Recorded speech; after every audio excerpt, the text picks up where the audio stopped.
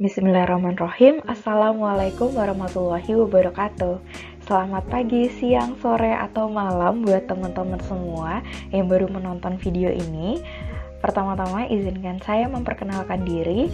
Nama saya Hayu Haku Zaskia Falsa, bisa dipanggil Hayu, dengan NIM F0321109, seorang mahasiswi S1 Akuntansi Universitas 11 Maret Surakarta yang sekarang lagi ada di semester 2 gitu. Nah, pada kesempatan yang baik ini, izinkan saya membuat sebuah video edukasi tentang penagihan pajak. Dan ini merupakan studi kasus. Dan untuk pemenuhan tugas mata kuliah perpajakan 1 yang diampu oleh Bapak Mahameru Rosi Rahmatullah. Berikut akan kami mulai videonya. Baik, masuk ke materi yang tadi sudah saya singgung di awal, bahwa kita akan mempelajari tentang studi kasus penagihan pajak. Dan di materi ini akan saya bagi dalam beberapa part. Yang pertama ada about, yang halaman awal ini, kemudian ada penagihan pajak, surat tegur, surat paksa, dan study case-nya. Yuk langsung masuk ke bagian selanjutnya. Di bagian penagihan pajak itu ada penjelasan gitu ya.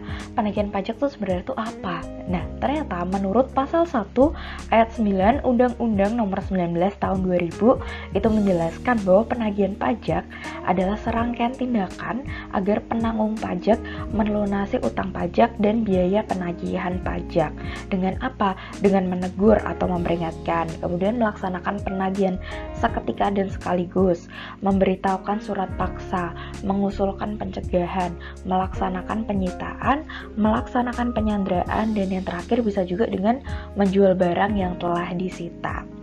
Seperti tadi ada kata-kata bisa melakukan teguran gitu. Ini artinya bisa memberikan surat teguran pajak gitu ya.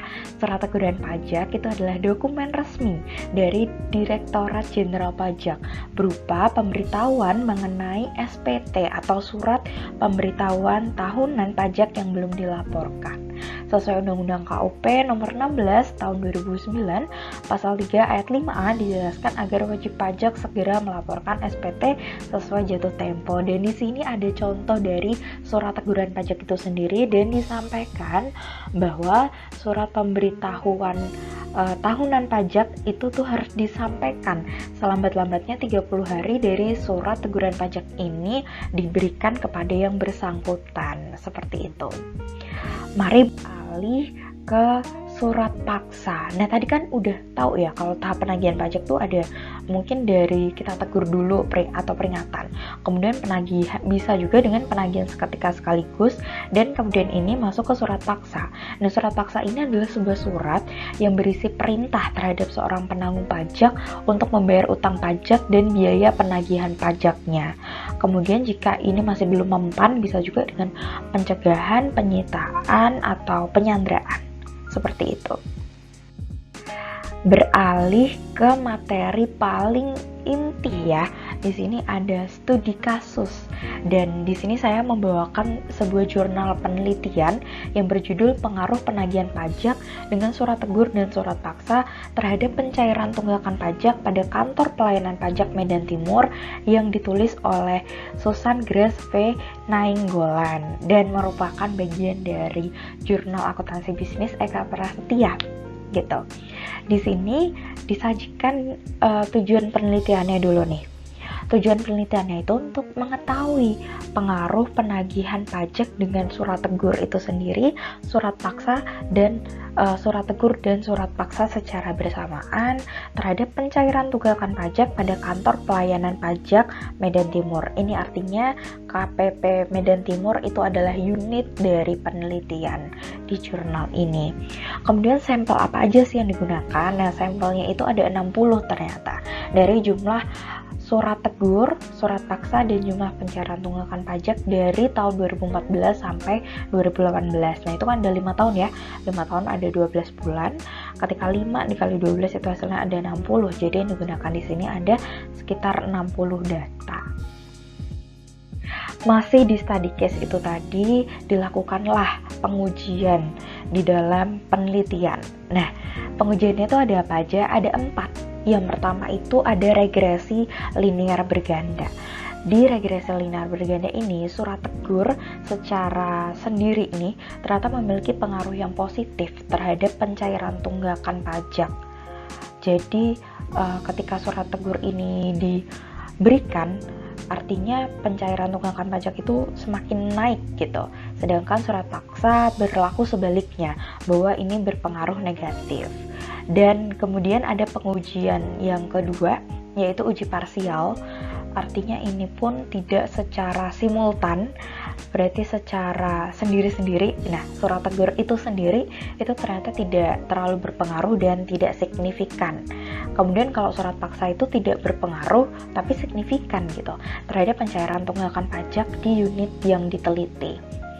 Nah, sedangkan ada 2 fokus pengujian di sini yang cukup menarik, yaitu uji simultan, bahwa ternyata surat tegur dan surat paksa itu ketika bersama-sama itu bisa berpengaruh dan signifikan loh terhadap pencairan tunggakan pajak itu. Begitupun dengan koefisien determinasinya sebesar 40,9 dari pencairan tunggakan pajak itu berasal dari surat tegur dan surat paksa secara bersama-sama.